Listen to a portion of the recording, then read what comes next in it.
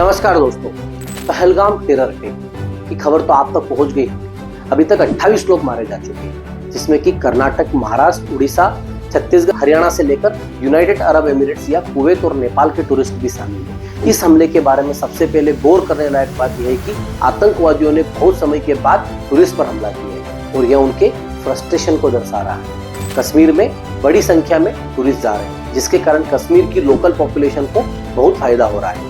उन्हें जॉब मिल रहा है और पैसा कमा रहे हैं और इसके कारण आतंकवादियों को कश्मीर से भारत को अलग करने का प्लान खतरे में पड़ता नजर आ रहा है। टेररिस्ट नॉर्मली मिलिट्री, पुलिस और वहां पर कंस्ट्रक्शन काम में लगे हुए मजदूरों पर आक्रमण करते थे, क्योंकि यह कंस्ट्रक्शन लेबर यूपी, बिहार या उड़ीसा या नेपाल से आती थी। टेररिस्ट नॉर्मली टूरिस्ट पर आक्रमण नहीं करते थे, क्योंकि उन्हें मालूम था कि इससे कश्मीर का ही फायदा हो रहा है और वह कश्मीरी पॉपुलेशन को अपने से अलग करना नहीं चाहते थे। और इसलिए टूरिस्ट पर वह हमला टेररिस्टों के फ्रस्ट्रेशन को दर्शा रहा है और यह भी दर्शा रहा है कि टेररिस्ट अब सिक्योरिटी फोर्सेस से दो हाथ नहीं कर पा रहे और टेररिज्म को जिंदा रखने की अंतिम उपाय के रूप में उन्होंने यह हताशा भरा कदम उठाया है। दूसरा बिंदु यह है कि इस बार विपक्ष ने सरकार को चोट पहुंचाने के बजाय आतंकवादियों को सजा दिलाने पर ज्यादा जोर दिया है और यह भारत की राजनीति में आया वो बहुत ही पॉजिटिव चेंज है।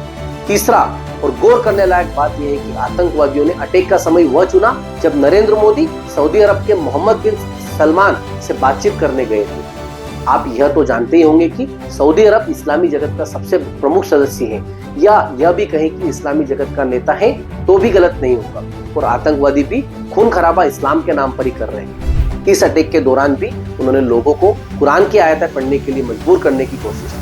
मोदी जी अपनी सऊदी अरब की ट्रिप बीच में ही छोड़कर वापस भारत आ गए और इस सिचुएशन को लेकर उन्होंने काफी हाई लेवल मीटिंग भी की। अब इसके बारे में अभी राजनीति हो सकती है कि मोदी जी मणिपुर क्यों नहीं गए।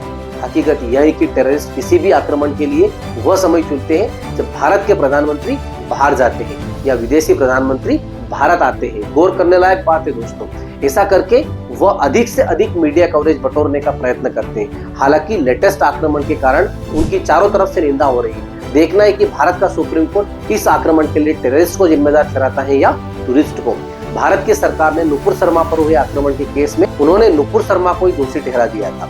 इस समय में लोग कश्मीर जाना कम कर देंगे या नहीं, यह तो समय ही बताएगा। लेकिन इतना बता दे कि टेररिस्ट काफी फ्रस्ट्रेटेड है, उनके पाकिस्तान में बैठे हुए आका भी फ्रस्ट्रेटेड है। इसलिए सरकार को टेररिज्म पर अपना दबाव बिल्कुल भी कम नहीं करना चाहिए।